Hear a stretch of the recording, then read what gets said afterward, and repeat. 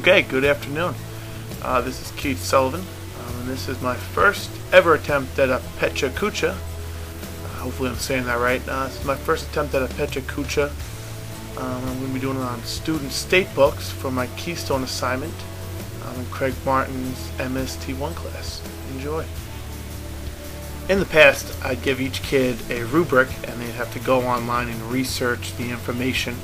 And then what they would do is they would take that information and put it onto each page of their book using something like Microsoft Word. Then they'd print it out, put it all together, decorate it, and voila, they had their student state book. Here's an example of what a page in the student books would look like.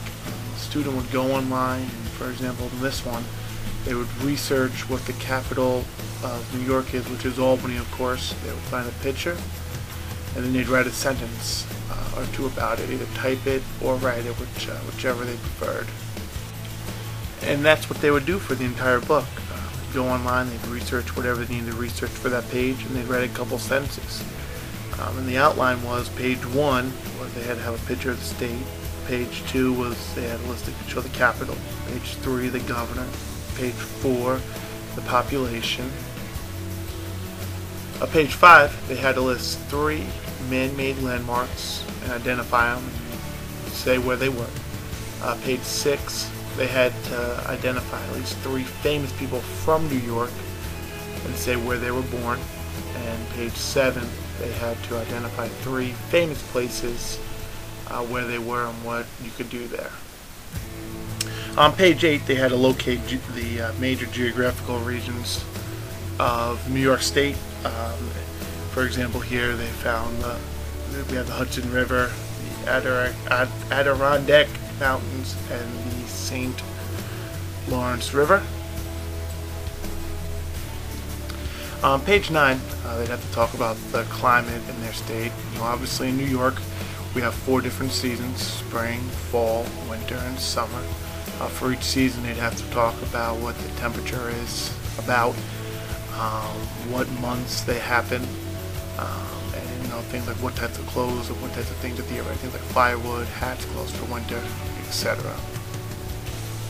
And then finally, once all the students are done with their books, they get to present their books to the rest of the class.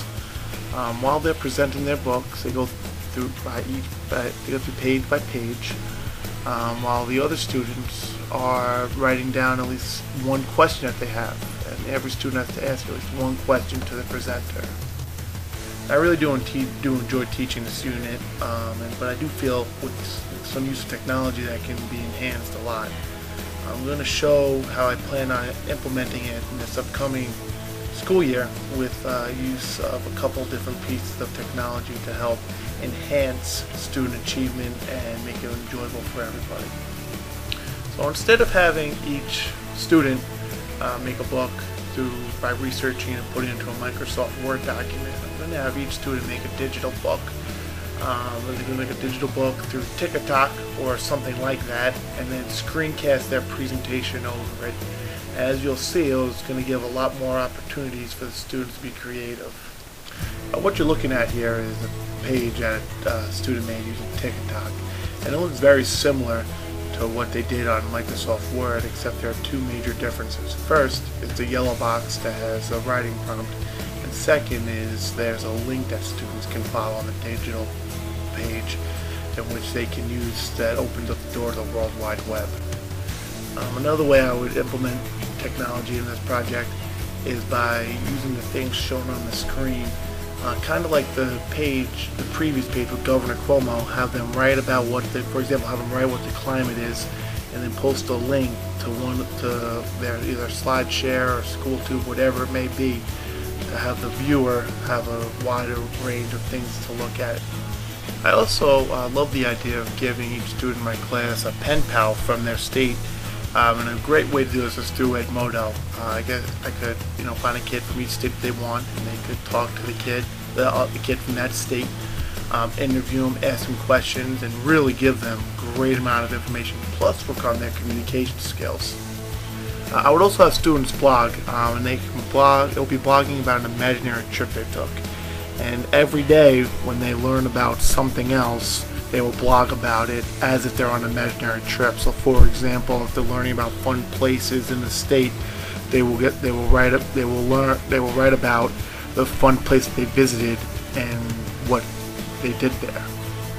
Students would also devote one blog page to their pen pal from their state that they met at Modo.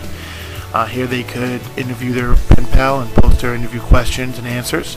They could describe their pen pal, talk about what they like about them, and they could list anything else that they find interesting. Another thing the students would do using technology is create an advertisement as to why their state's the best state ever. They'd have to make an argument as to why their state's the best state. They could videotape it using their MLDs and post a link for everybody to see. Now they could talk about different things as to fun things to see, or whatever they see fit as to why their state is the best. The students would also compile a video diary of their experience creating these student books. The purpose of this video diary would kind of, let them look back in the end and see how much they've learned. Every day they would talk about what they learned that day and what they're excited to learn about. If they have any questions, what they found difficult. And this way they can go back and see how much they've learned. Once students are done with their books, they would obviously share them with our class for everybody to see, and then we would purchase digital copies of the books so we can post them on the blogs and definitely at Modo for everybody to see. This will give the students the opportunity to publish their work worldwide. Here are the technologies that I use for this presentation and the ones that I use to put this unit together. Now obviously you aren't limited to these specific technologies, but like I said, these are the ones I use for this presentation and to put together this unit for this presentation. Thank you for watching this Pecha Kucha. I hope you learned a lot and hopefully spark some ideas. Again, thank you, and hopefully you enjoyed.